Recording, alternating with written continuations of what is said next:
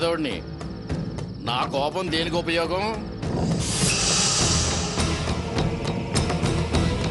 కొమ్ము లేని గిత్త పొడిచినట్టే ఉంటది.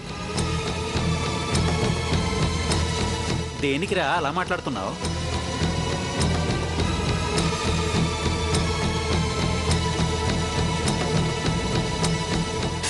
మంగమ్మ గారితో 1000 మందికి పోతున్నావుగా. ఓ తమ్ముడున్నాడని గుర్తులేదా?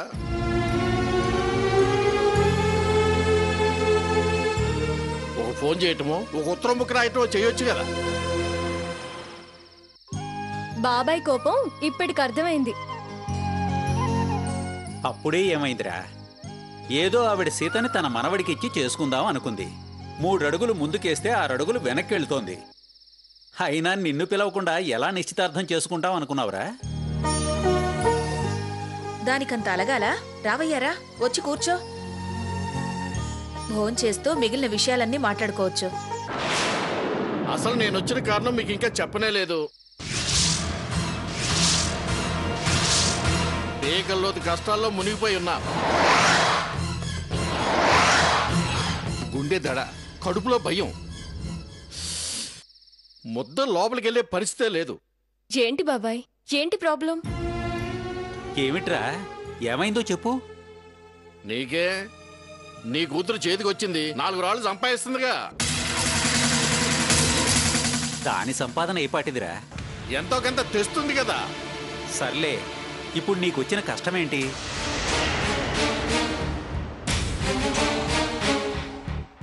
నా కొడుక్కి మెడిసిన్లో సీట్ వచ్చింది. అది తెలిసిన విషయమే కదా. తెలిసి మరి ఎలా చదివిద్దాం అనుకుంటున్నావురా? డబ్బులు ఎక్కడయ్యని అడిగావా? లేదు. నీ వరకు నువ్వు హాయిగా నీ వాటా 2 ఎకరాలు అమ్ముకొచ్చేసి హాయిగా పంతులు ఉద్యోగం చేసుకుంటున్నావు. నలుగురిని చక్కగా చదివిస్తూ రేపో మాపో గొప్ప సంబంధం అందుకోబోతున్నావు కదా. ఇప్పుడు అదంతా ఎందుకురా? అవసరం ఉంది కాబట్టే చెప్తున్నా. నేనా నేలను నమ్ముకున్నా. ఏటాట అప్పులే గాని మిగిలింది ఏమీ లేదు. నా 2 ఎకరాలే కాదు, నా పక్కనున్న పరాయి వాళ్ళు 8 ఎకరాలు అమ్మినా నా బాకీలు తీరవు. ఇప్పుడు అమ్మాల్సిన అవసరం ఏమొచ్చింది బాబాయ్? చెప్పాను కదమ్మా, ఒక్కగానొక్క కొడుకు. వాడికా సీట్ వచ్చింది, మెడిసిన్ చదివించాలి. వాడు బాగా చదివి ఎదిగితే గాని మా బతుకులు ఒడ్డును పడవు.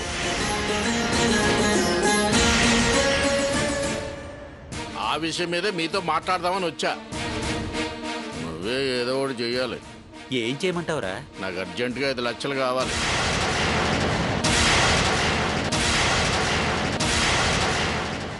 5 లక్షలా? నేను డబ్బు అడిగా, బాంబేం పెట్టలేదుగా. అలా నోరు తెస్తావేంటి అన్నయ్య? బాంబు పెడితే నోరు తెరవాల్సిన పనే ఉందిరా, మూసుకోవడమే. లక్షలన్న మాటే హార్ట్ అటాక్ తెప్పిస్తోంది. నా కొడుకుని మెడిసిన్ చదివించకపోతే మేము ముగ్గురు ఎండ్రిని తాగటమే.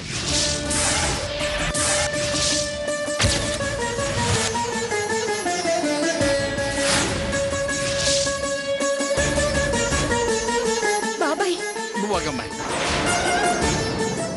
నువ్వు ఇవ్వలేవా అన్నయ్య? ఇవ్వలేవా? 5 లక్షలంటే ఇప్పటికిప్పుడు ఎక్కడ తేగలనరా? సంపాదించలేదా? దాచలేదా? ఏమీ లేకుండా పిల్లల పెళ్ళిళ్ళు ఎలా చేయాలనుకుంటున్నావు?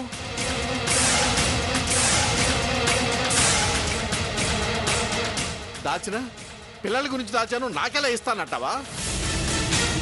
ఏం మాటలు రాధాకృష్ణ అవి? వారలానే మనిషేనా? ఏమో, నోరు అంతలా తెరిచాడు కదా, అన్నా అనొచ్చు అనుకున్నా. అయినా నువ్వు అనుకున్నట్టు మాకు గొప్ప సంపాదన ఏముంది చెప్పు? వచ్చే ఆదాయం పిల్లల చదువుకి, ఓ ముద్ద తినడానికి. పెద్దదాని పెళ్లి పిఎఫ్ లోనవి పెట్టి చేద్దాం అనుకుంటున్నాం. పిఎఫ్ లోన్తోనే మంగమ్మ గారి మనవడితో పెళ్లి చేద్దాం అనుకుంటున్నావా? అమ్మాయి నచ్చింది, ఉభయ ఖర్చులు వాళ్ళవేరా. లేకపోతే అంత గొప్ప సంబంధానికి పిల్లనిచ్చే స్తోమత నాకుందా? ఎన్నడూ లేంది అంతంత మాటలు ఎలా అనగలుగుతున్నావురా? నా అవసరం నన్ను మాట్లాడిస్తుంది. నీలా కడుపు నిండినోడిని కాదు, కులాసాగా మాట్లాడటానికి. నాకు డబ్బు కావాలి అంతే. ఏదో 5దో 10దో అడిగినట్టు అలా అంటావేరా?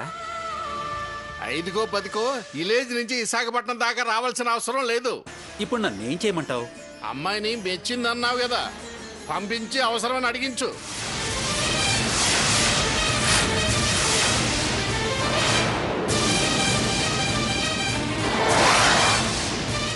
ఎడం చేస్తే ఇసిరి పారేస్తుంది. ఆవిడ్నా? నేను చచ్చిన అడగను.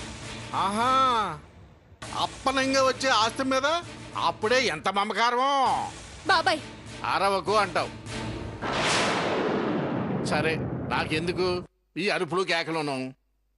నాకు 5 లక్షలు ఏర్పాటు చేయండి, నేను వెళ్తాను. అంత ఖచ్చితంగా అడుగుతున్నావు కాబట్టి అడుగుతున్నాను. అసలు మేమెందుకు ఇవ్వాలి? ఇది కరెక్ట్ పాయింట్, కరెక్ట్ అయిన మాట. ఈ ఇల్లు జాయింట్, సగం నాది సగం మీది. 20 ఏళ్ల నుంచి నా వాటాలో అద్దె లేకుండా హాయిగా ఉంటున్నారు. నెలకి 2500 చొప్పునైనా 20 ఏళ్లకే 6 లక్షలు వస్తాయి. అలా ఇవ్వలేకపోతే నా వాటా ఖాళీ చేయండి. పార్టీ రెడీగా ఉంది, అమ్మేసుకుని డబ్బు తీసుకెళ్ళి నా కొడుకుని మెడిసిన్లో జాయిన్ చేస్తా. ఇంట్లో నీ వాటా అమ్ముతావా? నేను అమ్ముడు పోయినా 5 లక్షలు రావు. పోనీ వేరే వాళ్ళకి అమ్మటం ఎందుకు అనుకుంటావా? నువ్వే కొను. కొనే శక్తే ఉంటే 5 లక్షలు లేవు అని అంటాన్రా? పిల్ల పెళ్ళని తెలుసు, ఇప్పుడు అమ్మితే ఎలాగయ్యా? అంటే మా చావు కంటే మీకు మీ అమ్మాయి పెళ్ళే ముఖ్యమా? ఏమిట్రా ఆ మాటలు? నేను ఫైనల్గా ఒక మాట చెప్పి ఇక నోరు తెరవను. మీరు నన్ను అమ్ముకోనన్నా అమ్ముకోనివ్వండి, లేదా 5 లక్షలైనా ఇవ్వండి. అప్పటి వరకు ఇక్కడి నుంచి కదలను, ముద్ద ముట్టను, గడప దాటి బయటికి వెళ్ళను.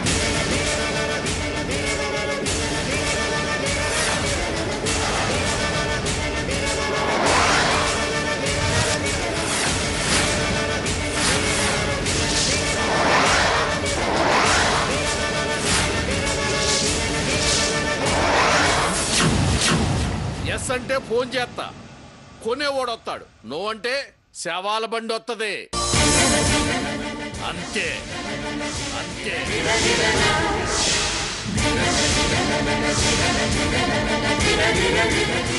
ఒరేయ్ తమ్ముడు, నువ్విలా దీక్షలో కూర్చుంటే లక్షలు ఎక్కడి నుంచి వస్తాయిరా? మార్గం చెప్పాను కదా, ఎస్ ఆర్ నో అంతే.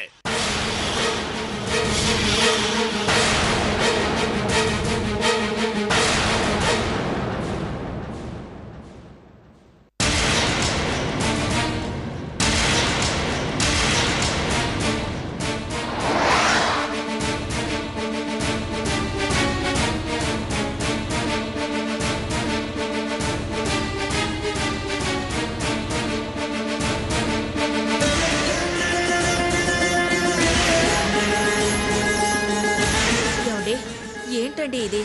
ఎన్నడూ లేంది మీ తమ్ముడు అలా మాట్లాడుతున్నాడు. అన్నయ్య వదిన అంటూ ప్రేమగా ఉండేవాడు, ఇలా కరాఖండిగా డబ్బు కావాలని పట్టుబడుతున్నాడు. డబ్బడిగాడని ప్రేమ తగ్గిందనుకోకు. వాడి అవసరం వాడితో అలా మాట్లాడిస్తుంది. పోనీ ఇల్లు అమ్ముకోమని చెప్దామా? బావుందండి మీరనేది. దగ్గరలో పిల్ల పెళ్లి పెట్టుకుని ఇప్పుడు ఇల్లు అమ్ముకుంటే అతని అవసరానికి అమ్మావని ఎవ్వరూ అనుకోరు, మనమే అమ్ముకున్నామని అనుకుంటారు. పెద్ద పిల్ల పెళ్లికి సగం ఇల్లు అమ్మితే తర్వాత 2 పిల్లల పెళ్లిళ్లు ఎలా చేస్తాడు ఈ రామచంద్రయ్య అనుకుంటారు. అదే నిజమే. మరిప్పుడు ఏం చేద్దామంటావు? అది తెలిస్తే ఎలా అని నేను మిమ్మల్ని అడగడం దేనికి? నిన్న మొన్నటిదాకా అది సంబంధం అంటేనే కస్సుబుస్సులాడేది. ఆ మంగమ్మన్నా ఆవిడ మాటలన్నా ఒంటికాలు మీద లేచేది. ఈ మధ్యే నేను బెదిరించాననో లేక అదే మనసు మార్చుకునో కాస్త మెత్తబడి అల్లుడి గారికి దగ్గరవుతూ మంగమ్మగారి మాటలకు విలువిస్తోంది. అమ్మయ్యా అని కాస్త ఊపిరి పీల్చుకునేసరికి మళ్లీ సమస్య అనేది మీ తమ్ముడు రూపంలో వచ్చి కూర్చుంది. ఇలా అడుగడుగున ఆపదలు రావడమేమిటో నాకు అర్థం కావడం లేదండి. పోనీ మన సమస్య మంగమ్మ గారికి చెప్తే? సీత మన మీద విరుచుకుపడుతుంది, ఆవిడ విదిలించి పారేస్తుంది. అయినా ఇద్దరి పెళ్లి ఖర్చులు ఆవిడే పెట్టుకునేది కాక మన అవసరాలు తీర్చమని ఎలా అడుగుతాం? చచ్చా, ఆవిడ్ని అవసరం తీర్చమని అడగటం కోసం కాదు. ఇలా మాకు ప్రాబ్లం వచ్చిందమ్మా అని ఒక మాట ఆవిడికి చెప్తే ఇల్లు అమ్ముకునే అవకాశం వస్తుందేమో అని. డబ్బు కోసం అతను వచ్చినట్టు తెలిసినా ఇల్లు బేరం పెడుతున్నావని ఆవిడ చెవిన పడినా ఈ మాత్రం కూడా విలువివ్వదు. గేటు బయట నిలబెట్టే మాట్లాడుతుంది. నిజమే సావిత్రి, మనం మన అమ్మాయి పెళ్లి గురించి ఎలా ఆలోచిస్తున్నామో వాడు వాడి పిల్లాడి భవిష్యత్తు గురించి, వాళ్ళ బతుకుల గురించి అలా ఆలోచిస్తున్నాడు. వాణ్ణి తప్పు పట్టలేం, కానీ సర్దే స్థితి మనకు లేదు. ఏం చెయ్యాలో పాలుపోవడం లేదు. అంతా అయోమయంగా ఉంది. గొప్ప సంబంధం కుదిరిందని ఆనందపడ్డానికి అవకాశం లేకుండా సమస్యల మీద సమస్యలు మనల్ని సతమతం చేస్తున్నాయి. హాయిగా నవ్వుకుని ఎన్నాళ్ళయిందో. పెళ్లి కుదిరిన దగ్గర నుంచి ఒకరి కన్నీళ్లు ఒకళ్ళు తుడుచుకోవడమే సరిపోతుంది. ఏం చేసినా ఇక అంతా అమ్మవారే చేయాలి. సావిత్రి, రేపు నన్ను కాస్త పెందలాడే లేపు. దేనికండి? స్కూల్కెళ్లేలోపు అలా నలుగురి దగ్గరికెళ్ళి ఎవరైనా సహాయం చేస్తారేమో ప్రయత్నం చేద్దామని. ఆ పని మాత్రం చేయకండి. ఎవరైనా ఈ విషయం ఆవిడికి చేరేస్తే మన భయం నిజమవుతుంది. ఎవ్వర్నీ అడగకపోతే వాడికి డబ్బెలా ఇస్తామే? సీతమెళ్ళో 3 ముళ్ళు పడే వరకు రాధాకృష్ణని అడుగుదామండి. ఈలోగా ఎక్కడైనా సర్దుబాటు చేసుకోమని. అప్పుడు మాత్రం ఎక్కడి నుంచి తేగలం? ఇప్పుడు ఇల్లు అమ్ముతానన్నాడుగా, ఈ బేరమే అప్పుడు పెట్టుకోమందాం. అప్పుడు మాత్రం మంగమ్మగారు ఊరుకుంటారంటావా? పెళ్ళి అయిపోతుందిగా, కోపం వస్తే మనల్ని ఆ ఇంటికి రానివ్వదు. కాని సీతని కాదనరుగా. అది సంతోషంగా ఉంటే చాలండి. అంతకన్నా మనకు కావాల్సింది ఏముంది చెప్పండి? సావిత్రి, అవునండి.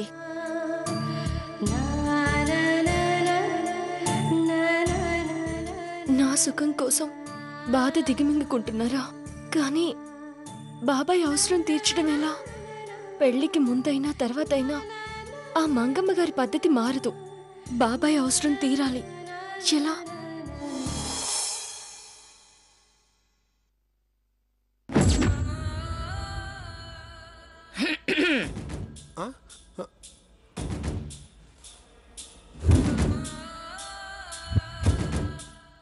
ఏంటమ్మా? నీ ఆటకి కొత్త రాణినిద్దామని వచ్చాను.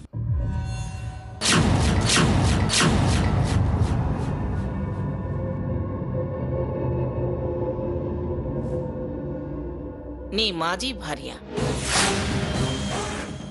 నీకు ఉత్తరం రాసింది. అలాగా? ఏది? మరచిపో అన్నా. అయినా బాగా ఆరాటపడుతున్నావే. చూడు, దాంతో సంబంధం పెట్టుకోవద్దు అన్నానుగా, ఇంకా ఎందుకు ఆరాటపడతావు? వదిలించుకున్న దాన్ని మళ్ళీ చేరదెయ్యాలని అనుకోకు. నేను బతికుండగా అది జరగని పని.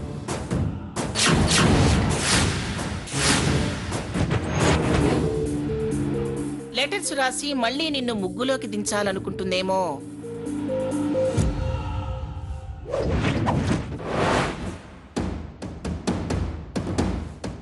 నువ్వు దానివైపు జరిగితే ఇక్కడ నీకు చోటుండదు.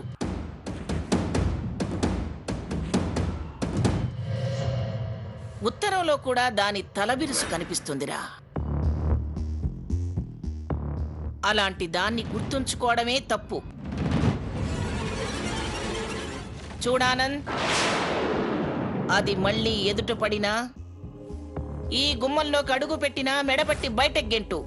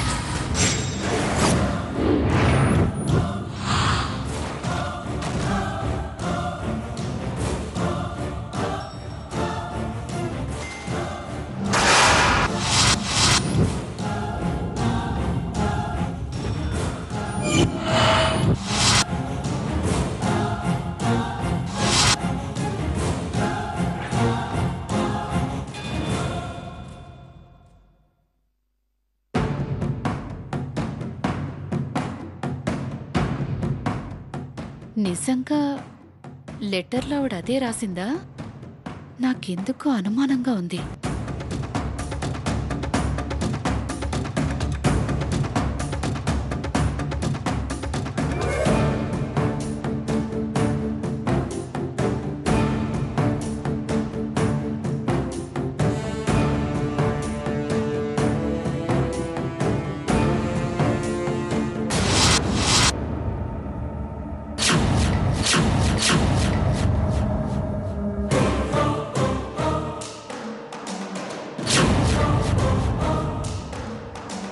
పైడి అమ్మగారు, నట్టింట్లో ఈ చెత్త ఏమిటి? ఎత్తి పారేయ్.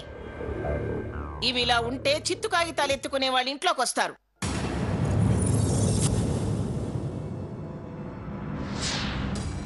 తీసుకెళ్లి కాంపౌండ్ అవతల పారేసిరా. వెళ్ళు.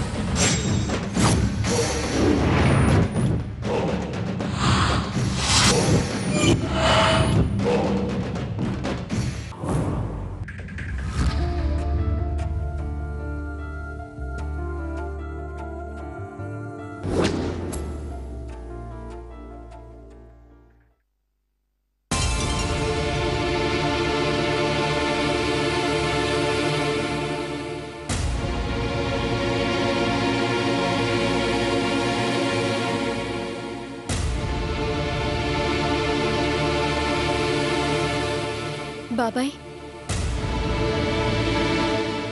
ఒక్క నిమిషం. దీప్ కవర్ అని తీసుకొచ్చావా? మొహం కట్టుకునింటా.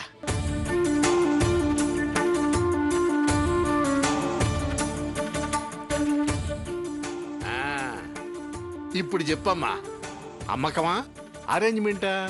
దేనికైనా నాన్నకి కాస్త టైం ఇవ్వు బాబాయ్. సడన్ గా అంత డబ్బంటే నాన్న ఎక్కడి నుంచి తేగలరు చెప్పు? నిజంగా నాన్న దగ్గర డబ్బులు లేవు బాబాయ్. నిన్న మొన్నటిదాకా ఏంటోనమ్మా, ఒక తల్లి కడుపును పుట్టినా ఇద్దరికి చెరొక రకమైన కష్టమే గాని సుఖపడ్డం లేదు అనేవాడివి. ఇప్పుడు మాత్రం నాన్నని అలా ఎలా అనగలుగుతున్నావు బాబాయ్? రాత్రి అమ్మా నాన్న ఎంత బాధపడ్డారో తెలుసా? రాత్రే చెప్పారు కదమ్మా, నా అవసరం నాది. కాస్త టైం ఇవ్వు బాబాయ్. చదువుకున్నదానివి, నీకు తెలియందేముంది? వీళ్ళని బట్టి ముహూర్తాలు మార్చుకుని పెళ్లిళ్ళైనా చేసుకోవచ్చు కానీ గవర్నమెంట్ లాస్ట్ డేట్ అంటోడు పెట్టాక సచ్చి బూడిదవ్వాల్సిందే కానీ మన కోసం తారీఖులు మార్చడం.